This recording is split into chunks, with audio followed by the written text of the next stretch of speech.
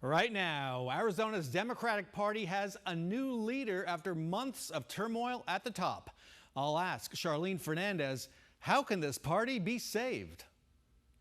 Also on Sunday Square Off, Congressman David Schweikert shakes up the Republican primary for governor. What's his path to victory?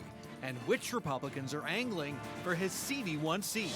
Congresswoman-elect Adelita Grijalva won a landslide victory in her southern Arizona district, while her long wait to be sworn in could be coming to an end. President Trump wants to strike a deal with 9 universities, including the University of Arizona. Is it an offer they can't refuse? We start with the new leader of the Arizona Democratic Party. After months of chaos and the ouster of a party chair, former Democratic House Leader Charlene Fernandez was elected to the top job. The question now, with the party reeling at the state and national levels, why would she want it? Charlene Fernandez, welcome to Sunday Square Off. So good to see you again. You have a big assignment in front of you. I do. You are well aware of that. Before we dig in, I want to give viewers a little sense of who you are. Yuma native. First party chair from rural Arizona. Yes. Your son, Brian Fernandez, is a state senator. Yes. And I want to go back to a time back in 2014. And remember, we talked about, it was just after Congressman Ed Pastor died.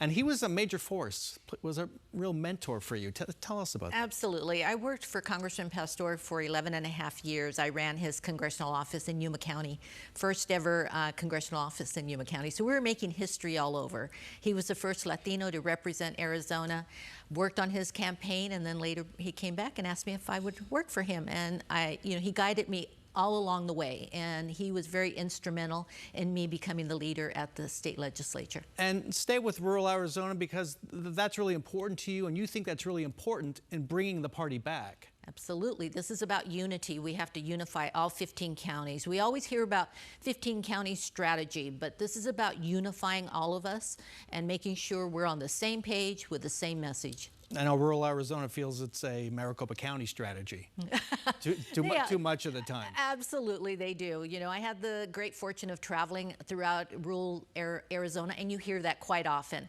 But they're not forgotten. We've been there, we'll be there again, and we just need to build that trust. Now, you do have a very full plate in front of you. The party suffering from money problems, voter registration problems, and like the National Party, identity problems.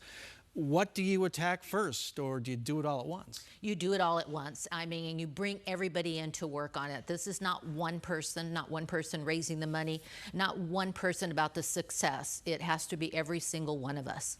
What about the registration issue? That is a serious problem. Democrats are flat or declining. Republicans, they're not growing that fast, but they're growing, and then independents are growing even larger. How do you turn that around before Arizona becomes like Florida and Democrats have lost it? Well, guess what? We're doing a massive voter registration plan and putting it together throughout Arizona. So we're going to bridge that gap for sure, but we also know that many independents are with us. When they go out to vote, they vote for their families, they vote about their kids, and they know that the Democrats always stand for families and kids. And that gets to the question of the party's identity.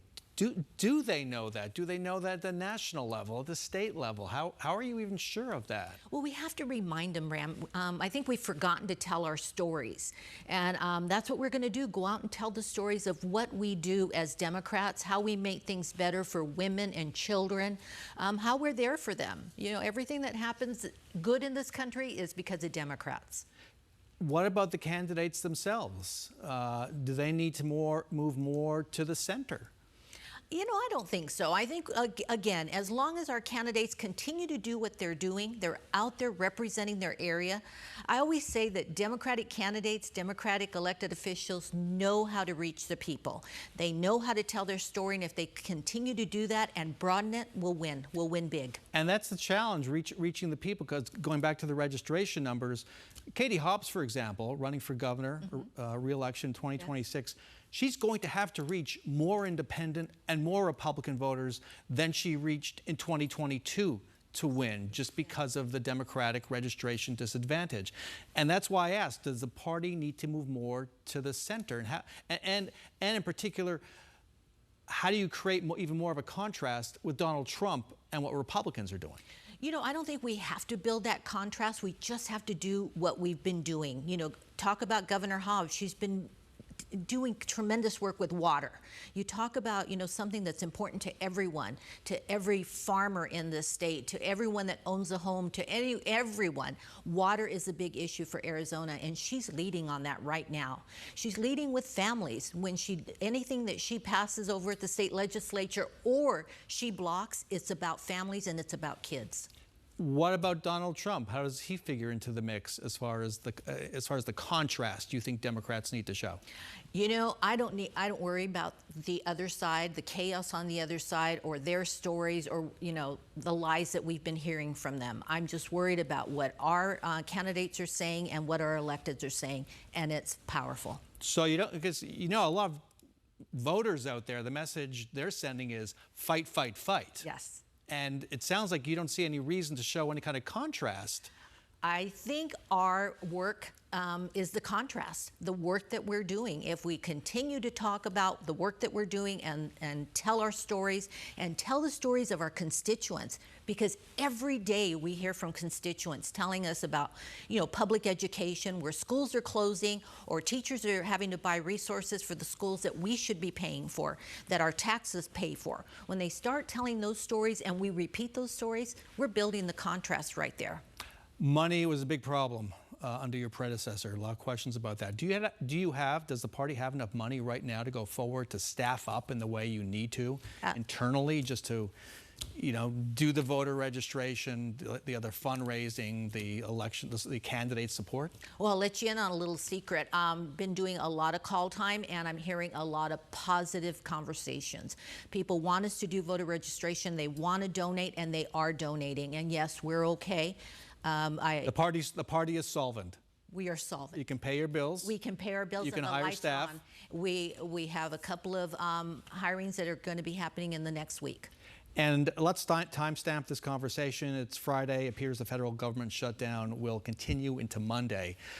Should Democrats be having this fight? It's about health care, and we should be having this fight.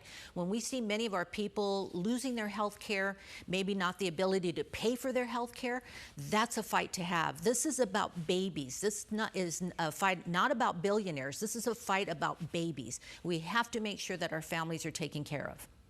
Got to end it there. Charlene Fernandez, thanks so much for joining us. Thank you. It was great seeing you. Same here.